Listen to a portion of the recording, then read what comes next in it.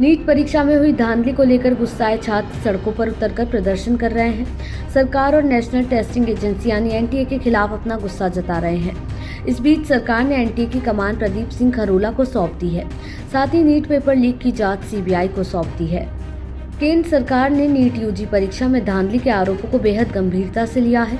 NEET परीक्षा में हुई धांधली के मामले में सरकार ने शनिवार को 3 बड़े फैसले लिए हैं। सरकार ने अपने पहले फैसले में सुबोध कुमार सिंह को नेशनल टेस्टिंग एजेंसी यानी एनटीए के महानिदेशक पद से हटा दिया। उनकी जगह पर प्रदीप सिंह खरोला को नेशनल टेस्टिंग एजेंसी यानी एनटीए की कमान सौंपी गई है। सरकार ने अपने दूसरे फैसले में रविवार को होने वाली नीट की परीक्षा को आगे के लिए स्थगित कर दिया है। सरकार ने तीसरे बड़े फैसले में नीट यूजी में हुई धांधली के मामले की जांच सीबीआई को सौंपी है। जी हां, सीबीआई को कई दिन पहले ही नीट एग्जाम पेपर लीक मामले की जांच करने के लिए बोल दिया गया था, क्योंकि इस पूरे मामले की शिकायत कई राज्यों से मिल रही थी। इसलिए निष्पक्ष जांच के लिए किसी केंद्रीय जांच एजेंसी की जरूरत शुरू से लग रही थी। यूजीसी नेट एग्जाम के मामले में शिक्षा विभाग की शिकायत पर एफआईआर दर्ज करने के बाद अब शिक्षा मंत्रालय ने लिखित तौर पर नीट यूजी परीक्षा में गड़बड़ी का मामला सीबीआई को जांच के लिए सौंप दिया है और बहुत जल्द अब सीबीआई नीट मामले में भी एफआईआर दर्ज करवाकर जांच को आगे बढ़ाएगी, क्योंकि इस एग्जाम के मामले में बिहार और गुजरात पुलिस एफआईआर दर्ज कर कुछ आरोपियों को गिरफ्तार कर चुकी है। लिहाजा सीबीआई बिहार और गुजरात में दर्ज हो चुके केस को टेक ओवर कर एक नया मामला दर्ज करेगी। इसके बाद गिरफ्तार हुए आरोपियों से पूछताछ के साथ नए सिरे से केस की जांच करेगी।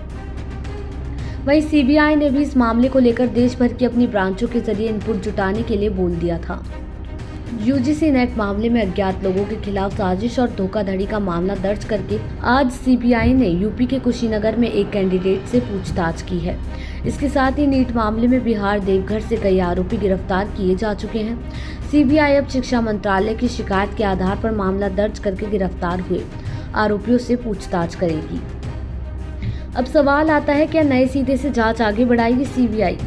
जी हां, नीट में हुई धांधली के मामले में सीबीआई पर दोनों ऑप्शन हैं।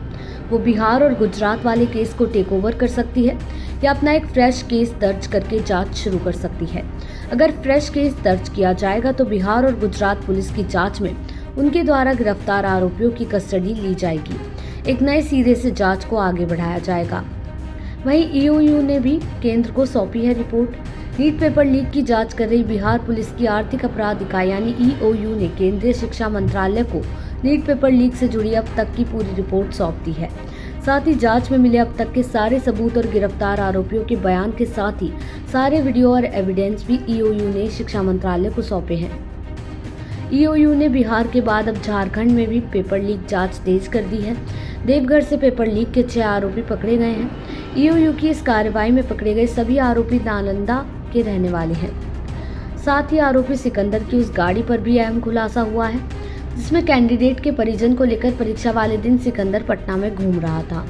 रविवार को होने वाली नीट पीजी परीक्षा रद्द किए जाने पर डॉक्टर्स के संगठन ने नाराजगी जताई है। डॉक्टर्स एसोसिएशन ने कहा कि ये बिल्कुल शर्मनाक है। नीट पीजी परीक्षा फिर से स्थगित कर दी गई। तय समय से ठीक एक दिन पहले ही किया गया। ये उन मेडिकल छात्रों के लिए दयनीय उत्पीड़न है जिन्होंने लंबी पढ़ाई की, पैसा खर्च किया और समय का बलिदान दिया है। देश दुनिया की ऐसी ही तमाम खबरों के लिए देखते रहें सहारा समय का डिजिटल प्लेटफॉर्म समय डिजिटल।